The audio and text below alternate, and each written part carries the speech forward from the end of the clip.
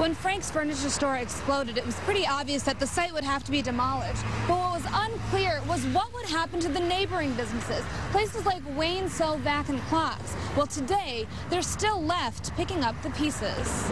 It's been nearly a year since this sign was taped up. But after 39 years in business, it's hard for Richard Immerfall to keep the door closed at Wayne Sew Vac and Clocks. Each crunch, a painful reminder of what happened on December 29th. This is just kind of my area. My office desk was over here, and files and stuff like that were all over in that area. Now just some unwanted envelopes litter the floor. Richard was 20 minutes away from opening the shop when the explosion at Frank's Furniture happened. Walls that were once covered with clocks are bare in a store that has been cut off from electricity and water. It takes a lot for me to really cry. I only cried one time when my dad and my mother died.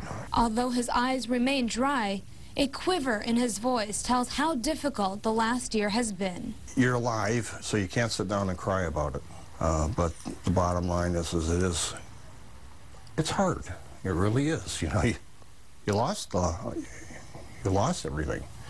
You know, you've got lots of memories of various things. My dad used to work back in here too. Part of Richard's frustration is aimed at consumers' energy. The company doesn't plan to release its findings on what caused the gas explosion until December. They want to do their due diligence, just like the city would want to do their due diligence to make sure what exactly transpired. You want to know exactly what happened and not rush to judgment. Robert English remembers the explosion vividly. He was supposed to take the reins as city manager of Wayne the next day.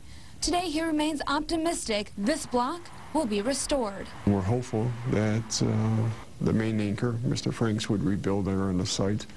But also, you have to take a look at it, too, as an opportunity to rebuild. We will do what's in the best interest of the community. Frank's Furniture has not told the city if they plan to rebuild, but if they do, Wayne Sew Vac and Clocks will not be its neighbor. Obviously, they took the blunt. Obviously, they had the deaths. But also, you got to look at the fact that, you know, that there are other people involved, too. And the tragedy just doesn't stop there. We don't know what will happen once the store is demolished. Will anybody else come back here and rebuild? The one thing that we do know, though, is that the memories that were made here in this store will live on in time forever. From Wayne, SMITA KALOKE, 7 Action News.